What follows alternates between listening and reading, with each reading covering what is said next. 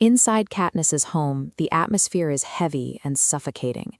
Outside, a ferocious blizzard batters District 12, piling up deep, drifting snow against the windows. The storm forces her to process a terrifying reality.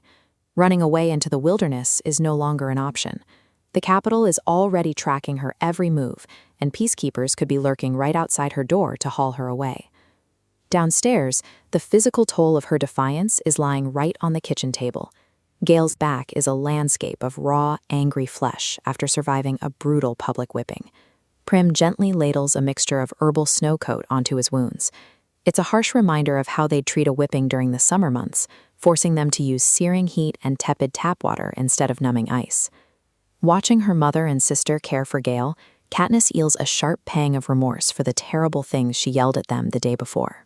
But as the howling wind isolates the house, her fear begins to crystallize into resolve. She stops panicking over how to escape and starts trying to figure out how other districts have successfully organized against the capital. Safe from immediate arrest by the walls of snow, Katniss's fear finally gives way to calculation. She stops planning her escape and starts studying how to move the people of District 12 toward the same defiance she saw in District 8. 2 days later, the weather finally breaks. Katniss, Peeta, and Haymitch leave the isolated safety of the victor's village and walk toward town through 10-foot walls of pristine snow. But they don't find a quiet, snow-covered district.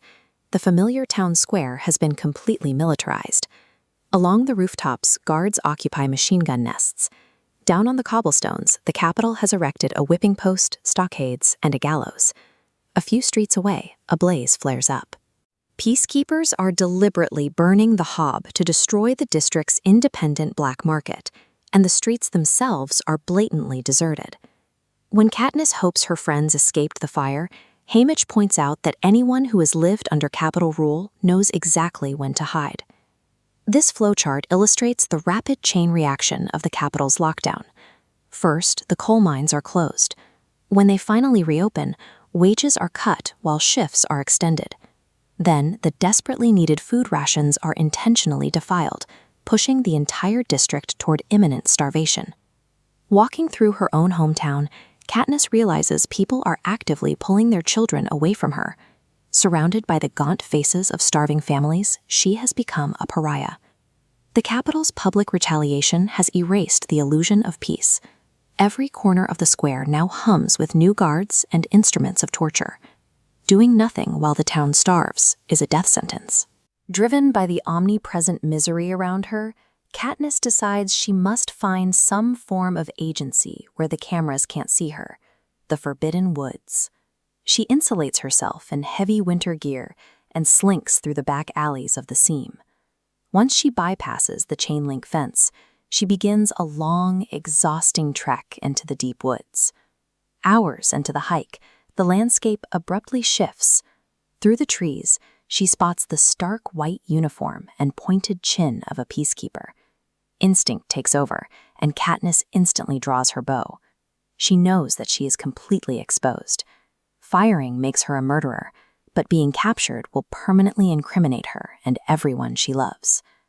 Then the stranger drops her weapon.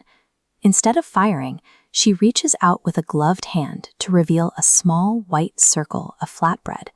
It is a cracker stamped with the image of a mockingjay, the symbol that sparked an uprising in District 8. Seeing the mockingjay symbol in the hands of a stranger proves that Katniss's isolation was an illusion. The uprising she thought she had to trigger alone has already taken root in the world beyond her fence.